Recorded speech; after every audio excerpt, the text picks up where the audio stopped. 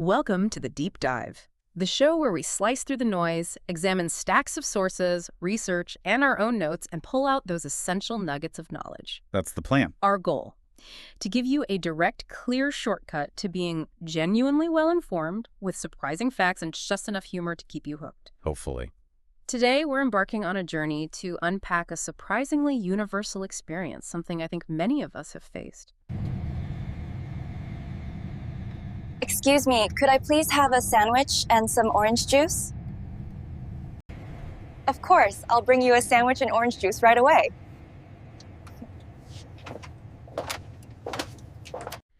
That moment on a plane when the flight attendant approaches and a little flicker of uncertainty washes over you. Oh, definitely. It's a relatable moment of vulnerability, right? Especially if you're navigating that interaction in a language that isn't your native tongue. Mm-hmm.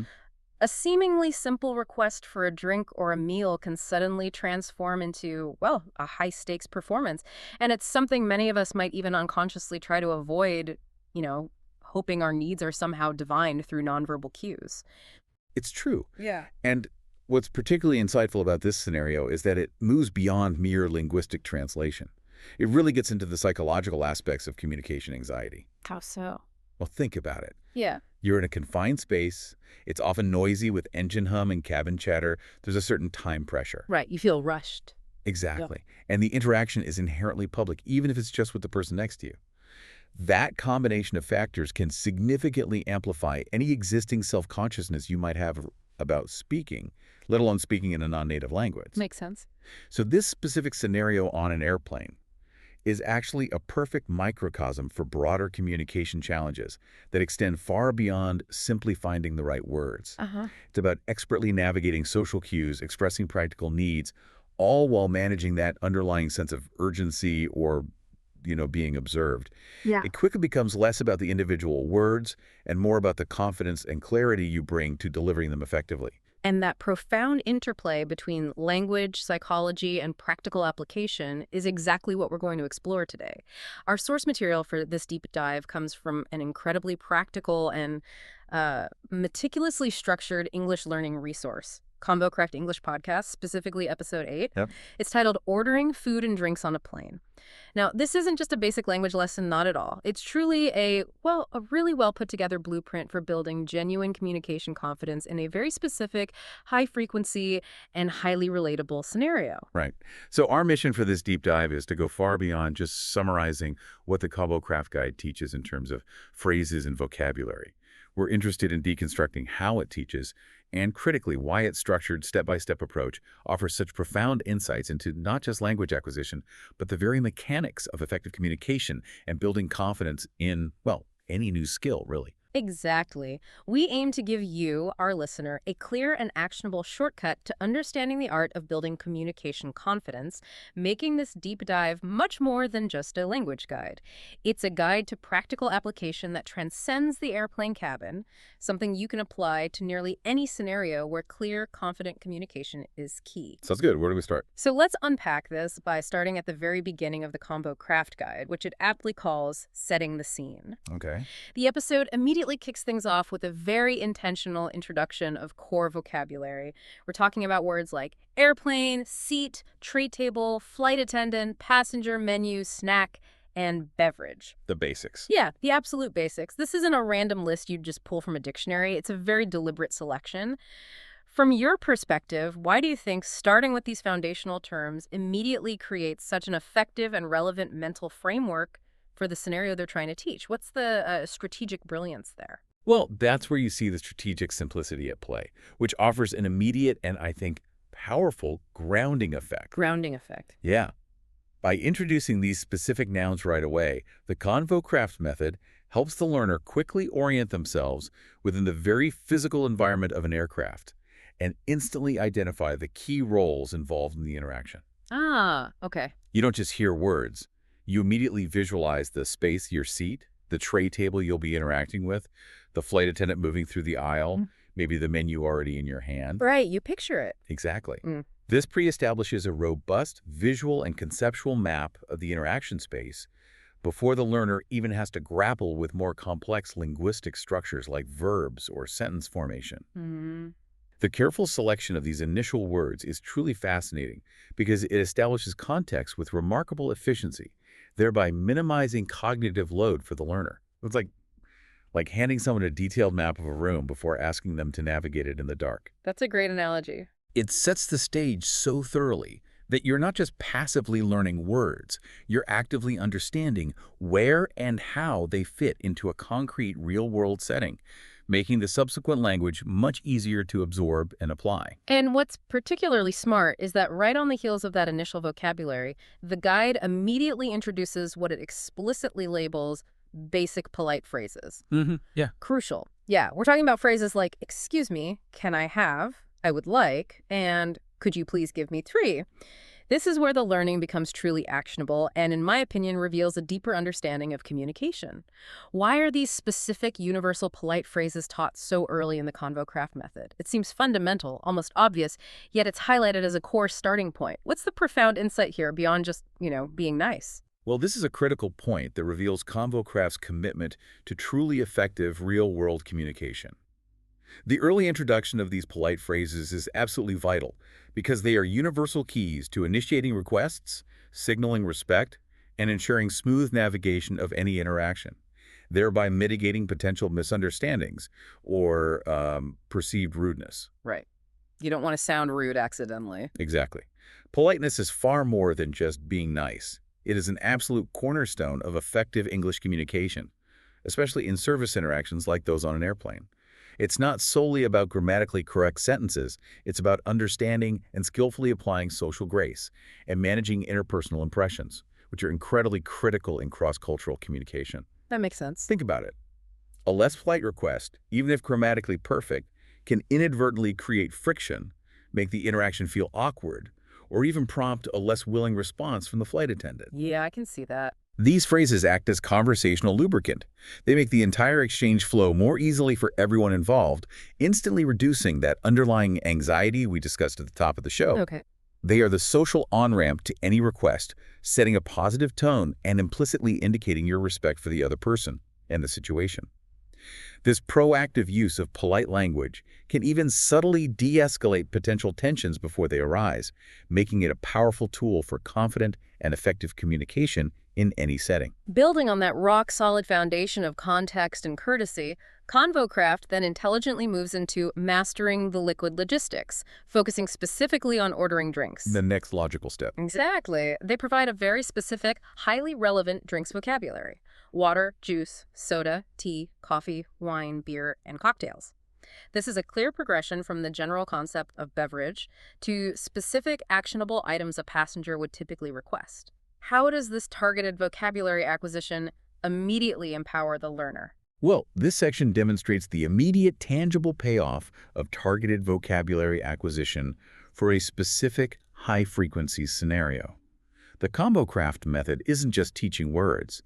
It's directly addressing the listener's potential real-world needs with precision. So it's practical right away. Absolutely. These aren't just random drink names. They are the most commonly offered and requested beverages on most flights. By providing this precise and utilitarian vocabulary, the guide equips learners with words they can immediately use, turning abstract language learning into a practical, real-time tool. It's all about utility, giving you exactly what you need, when you need it, for a very specific and predictable task on a plane. This level of specificity is incredibly empowering because it translates directly into capability in a real-life context. Right. You're not just learning English, you're learning functional English that directly solves a problem you might encounter within minutes of listening to the lesson.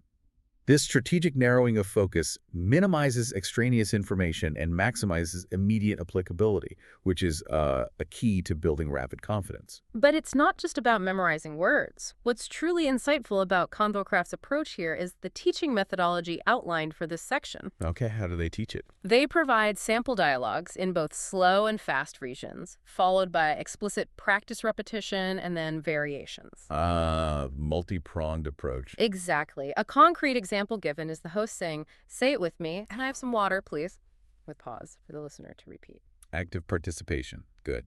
And then variations like, "May I get a bottle of water? Oh, I'll take orange juice, please." And "Do you have sparkling water?"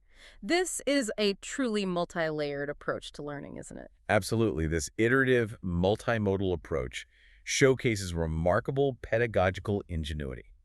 Let's break down why both slow and fast versions are crucial. Okay. The slow versions are designed to build accuracy in pronunciation, intonation, and to allow the learner to process each word's meaning without pressure.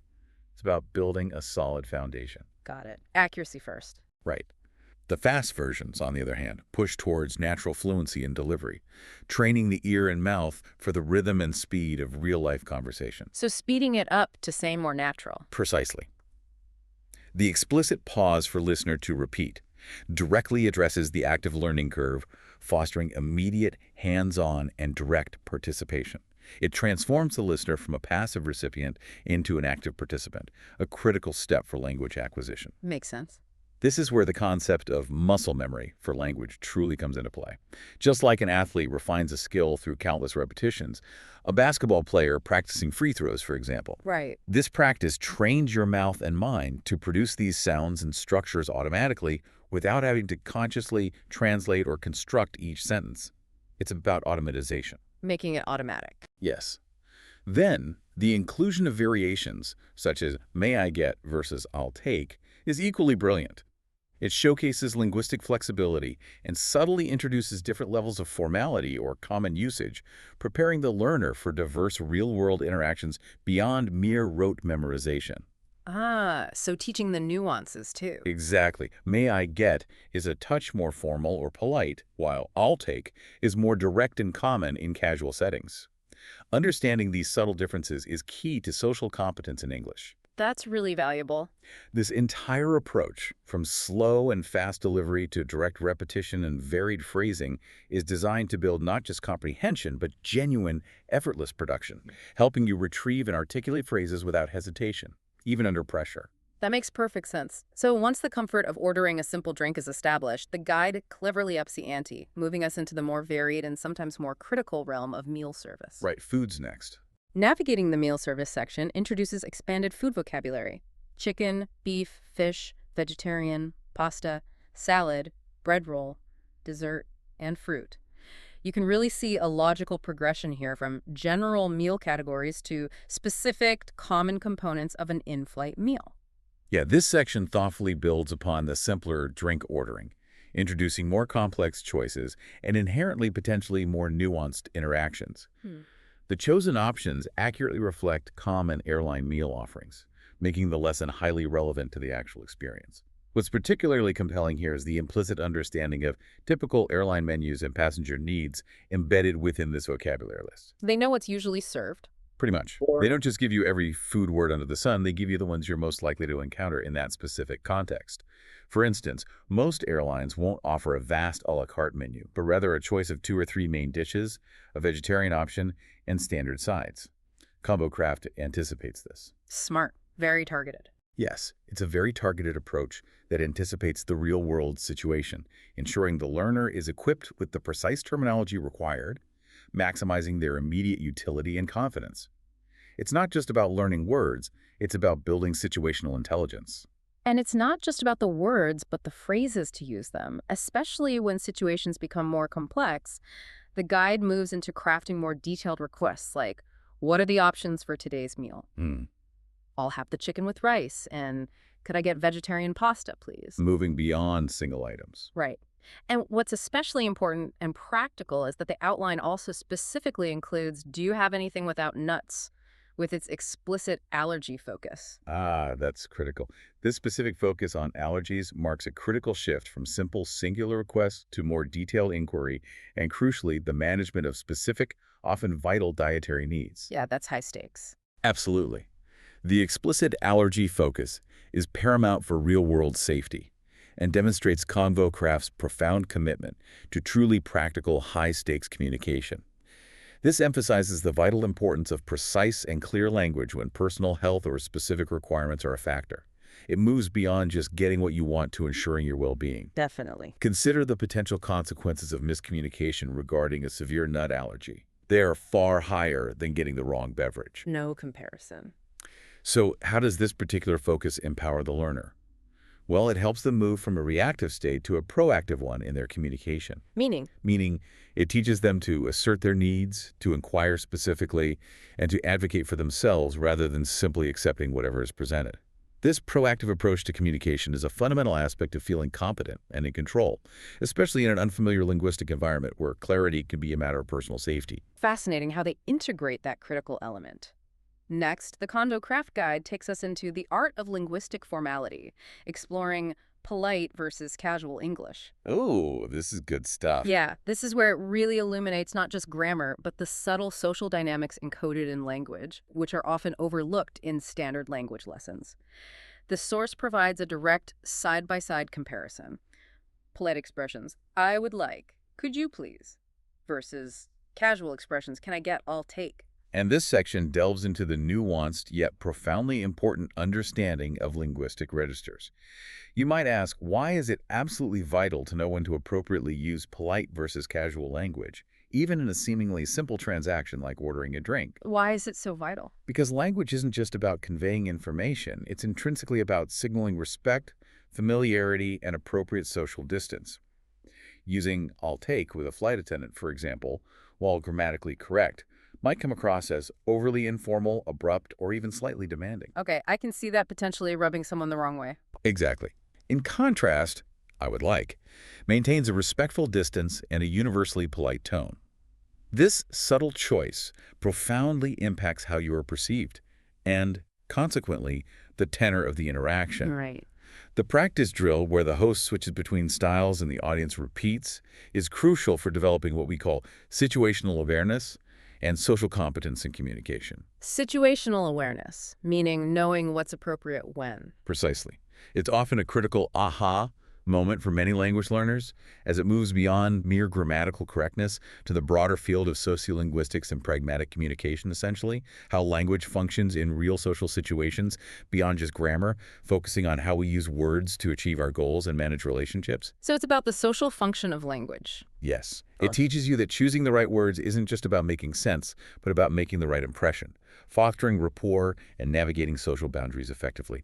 This is a powerful tool in any interaction, not just on a plane. That distinction is so vital and so often missed. And then the Convo Craft method brings all these threads together with role play and listening practice. Okay, the simulation part. Yeah.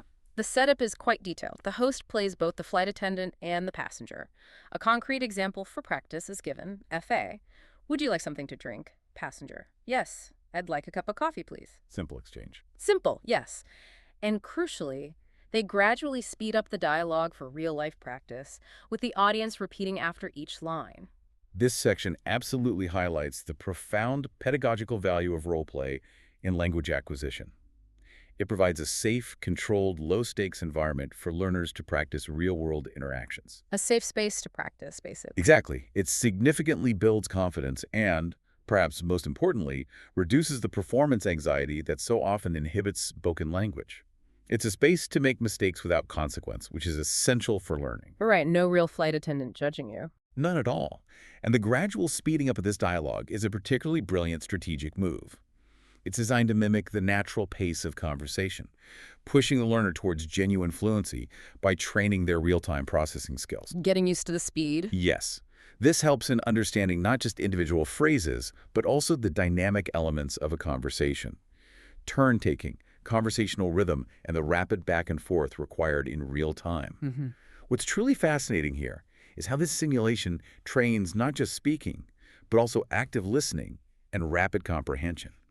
You're not just rehearsing lines. You're rehearsing an actual conversation, anticipating responses, and learning to react quickly, even if it's within a simulated real-time environment. So you're practicing the whole interaction. Precisely. This builds a form of conversational muscle memory, making interactions feel less like a mental gymnastics routine and more like a natural exchange. It's the closest you can get to real-world experience without actually being on a plane, giving you a powerful rehearsal for success. But the guide doesn't stop at just routine ordering or polite exchanges. It wisely prepares learners for special situations, shifting beyond predictable transactions to addressing challenges and unforeseen circumstances. Ah, the curveballs. Exactly. Examples given include, "Excuse me, I didn't get a spoon, and can I have some extra napkins, please?" These are those small yet crucial moments that can throw a non-native speaker off balance. Indeed.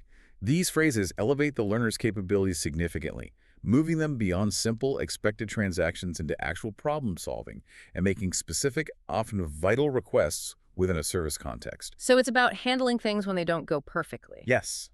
This demonstrates the crucial adaptability of language in navigating unexpected situations.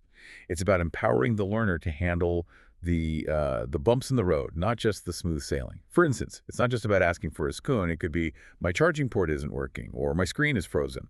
These are common in-flight frustrations that require specific, clear language to resolve. Right, things that actually happen. And they go even further, including practical questions about timing, like, when will lunch be served, and is there a snack later? Managing expectations. Yeah, plus more detailed dietary requests, such as, is this meal gluten-free, and I requested vegetarian, is it available?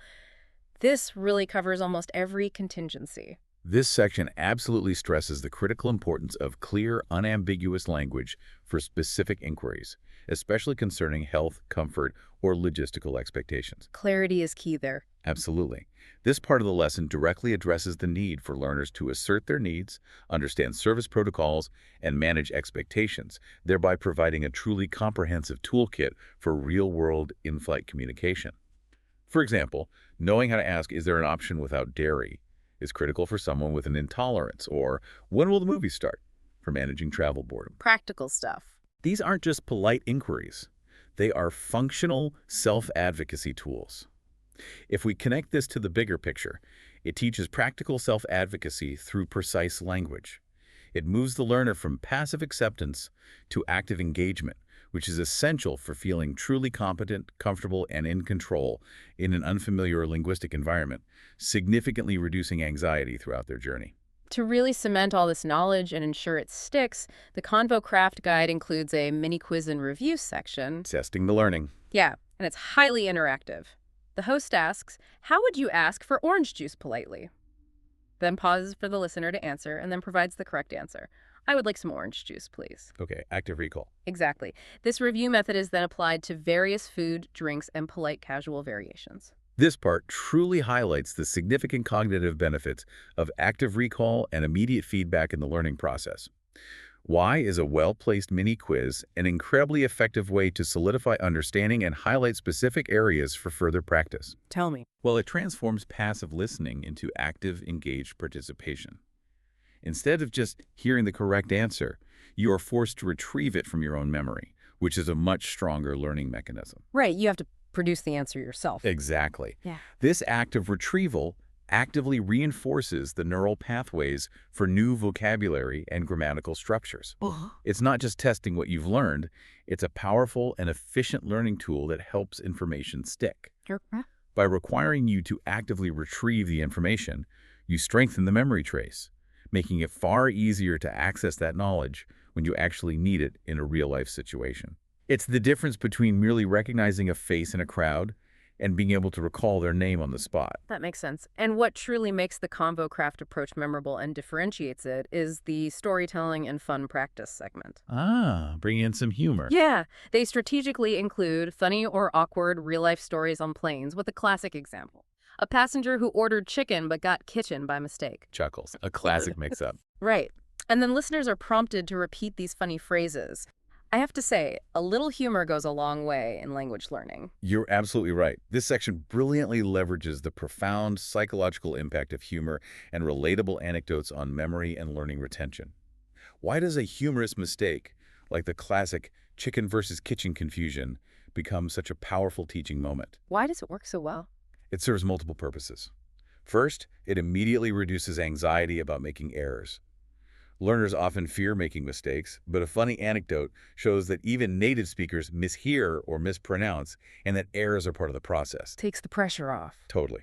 Second, it humanizes the often intimidating language learning journey. It makes it relatable and less academic. And third, and critically, it creates a highly memorable anchor for the correct pronunciation or word choice. You remember the funny story? Exactly. When you associate a new piece of information with an emotion, especially humor, it's far more likely to stick in your long-term memory. It vividly demonstrates that even miscommunications can be valuable learning opportunities, turning a potential embarrassment into an amusing and effective learning experience. That's clever. What's truly insightful here is how the lesson consciously leverages emotional engagement and shared human experience to significantly enhance recall and make learning enjoyable. When you laugh, you don't just forget, you remember more vividly. Following the fun, they lean into pure repetition with extended repetition practice. The drills. Yeah. This section is described as rapid-fire practice of phrases, with the host giving 20-plus variations for food drink orders and the audience repeating after each one. This is pure, focused drill work, no frills, just consistent practice. And this highlights the crucial neurological basis for this intense, high-volume repetition. Why is high-frequency rapid practice absolutely essential for moving language skills from conscious, effortful thought processes to unconscious automatic fluency? The automaticity again. Yes. It effectively builds strong neural pathways. You can think of them like superhighways for language in your brain. These pathways allow learners to retrieve and produce phrases without hesitation, which is absolutely critical for real-time, fluid conversations. This deliberate practice pushes the learner beyond mere comprehension to rapid, confident, and almost instinctive expression. It effectively bridges the gap between theoretical classroom knowledge and practical, real-world application. Like sports practice. Exactly like sports practice. It's the linguistic equivalent of drilling a basketball shot hundreds of times until it becomes second nature. You don't think about the mechanics of the shot, you just execute. This kind of overlearning is what makes communication effortless, freeing up cognitive resources to focus on the meaning of the conversation rather than struggling with the mechanics of forming words.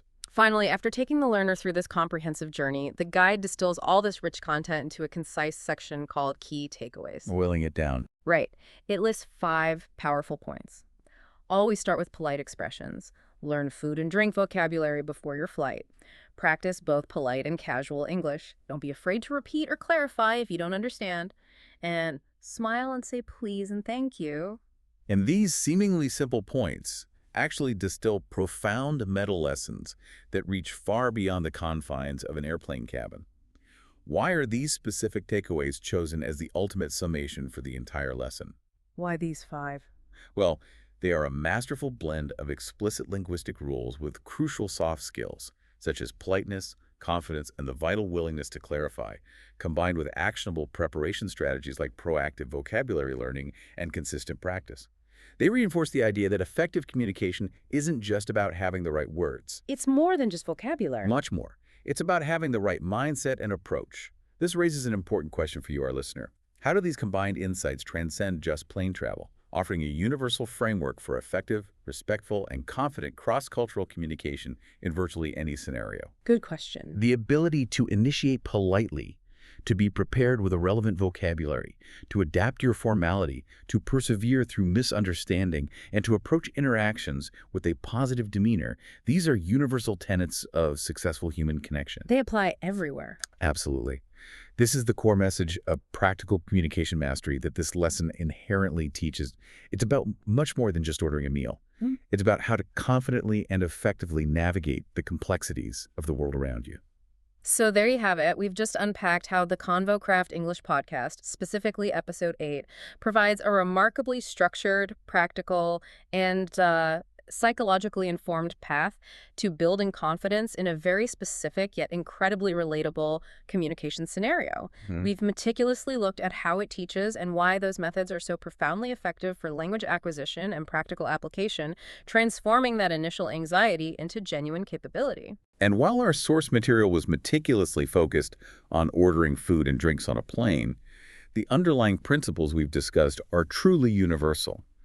The power of focused vocabulary immersion, the critical role of polite language, the profound benefits of role play, the strategic approach for addressing special situations, and the effectiveness of iterative practice, these aren't just for airline cabins. No, definitely not. They are highly applicable to learning any new communication skill or navigating any unfamiliar social or professional context with greater ease and self-assurance. This raises an important question for you, our listener. Where else in your daily life or future endeavors might these strategies for clarity, politeness, persistence, and confidence serve you most effectively? Indeed. Consider this. In our increasingly interconnected world, where moments of cross-cultural communication are becoming not just common but truly essential, how much of truly effective interaction boils down not just to what you say, but to the confidence, clarity, and courtesy with which you say it. That's a great point. Is the true destination of language learning not merely the memorization of vocabulary and grammar, but the profound ability to connect, understand, and navigate the complexities of the human experience with genuine ease and a quiet, assured presence? Something to mull over until our next deep dive. Absolutely. Well put. Thank you for joining us on the deep dive. Keep exploring, keep questioning, and most importantly, keep crafting your conversations. Until next time.